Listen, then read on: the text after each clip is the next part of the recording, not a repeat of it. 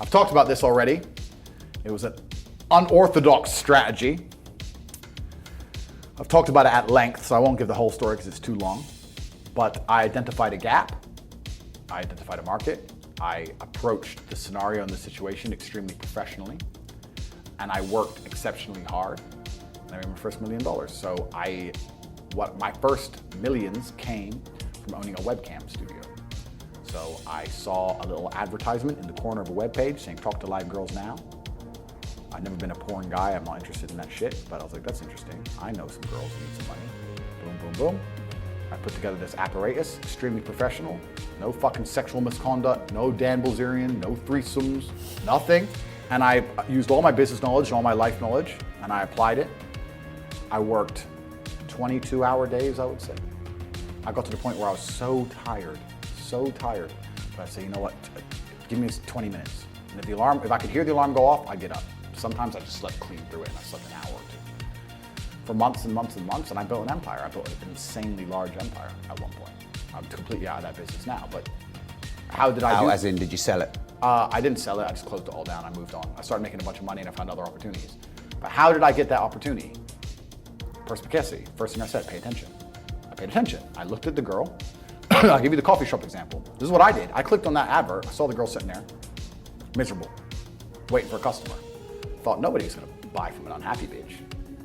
The men who are paying her are trying to escape an unhappy life or they wouldn't be doing this shit. So when I got my girls online, smile, happy girls get paid. That was the slogan. Happy girls get rich.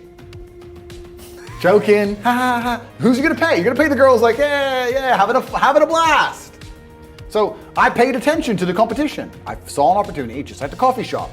So all the things they did wrong, the room was messy, camera quality was shit, there's the basic stuff.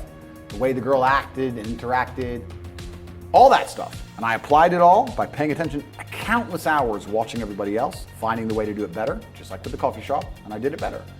So I was absolutely and utterly perspicacious, and that's how you make money. And I did it with that, but I could have done it with anything. And now I do it with everything. The story of me sending a text message via my network and having a coffee shop is a true story. I've been in there maybe twice. I can't even go. And I have mechanisms in place to make sure I'm not robbed too badly because unfortunately a little bit of cash goes missing. But everything's in place and it makes me money. I don't think I've even drunk my own coffee. So I put together a list. It needs to be like this, like this, like this, like this, like this. I have competent people who work for me, which is very hard to find, but I do. They understand to follow the doctrine, and I'm getting money into a bank account.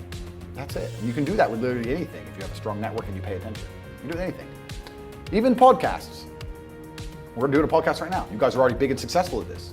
I'm telling you, you can look at the biggest podcasts in the world and still see what they're doing right, what they're doing wrong. That's the game. That's the game. And then you have to outcompete everybody else. They say if you know what you got, you ain't got much. And it's so fucking true. I don't know how much that coffee shop is worth. I know what it makes me roughly a month. I don't know what I could sell it for.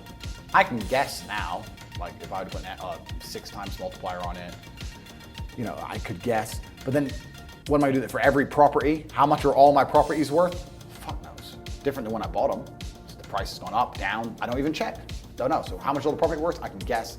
How much the business is worth? I could guess. How much is my brand worth? If I put my name to something, it sells. I've been offered $50, $60, $70 million to sell junk to children, which I wouldn't do because I have too much morals. How much is my brand worth? I'm the most Googled man on the fucking planet. God knows. I couldn't guess. I would guess that because there's different metrics of measuring the value of, say, a business, sometimes they'll put a 3 times multiplier on it, sometimes they'll put an 8 times multiplier on it. Let's put it this way. Hustlers University, 175,000 students, was doing about $13 million a month profit. That's an online educational company. Online is the future. Education is the future. It was seamless, fantastic. It outcompeted Oxford, Cambridge, everybody. It was the best school on the planet.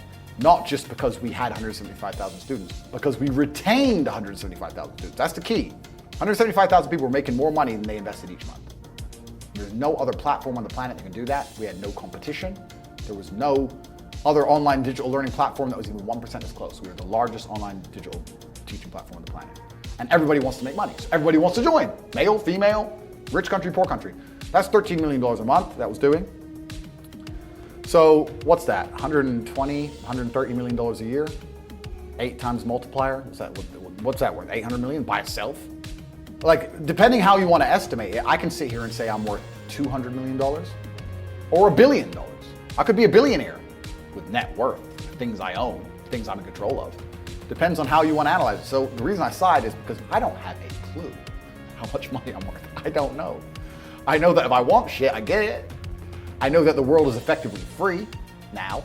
I'm at a point of money where I never ever contemplate the price of anything ever. The whole world, the only way I can explain being ridiculously rich is that everything is completely free.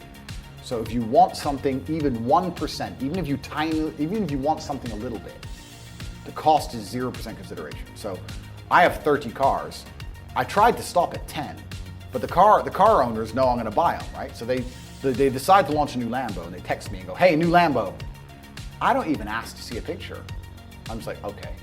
Because I'm not gonna notice the money going missing. So why not at least, I might only glance at it for 3 seconds. I may never even drive it. I might just go, oh, it's all right. That's worth the money to me because the money is worth nothing. So the whole world is free. If I want coffee, it's like I buy and do things like the same way a person not even buys a coffee, like a penny sweet. It's just like, oh, fuck it, all right. It doesn't mean anything. I can't explain it. I don't have a clue how much money I'm making. I don't know. That's the answer. I don't know. I just know I can have whatever I want.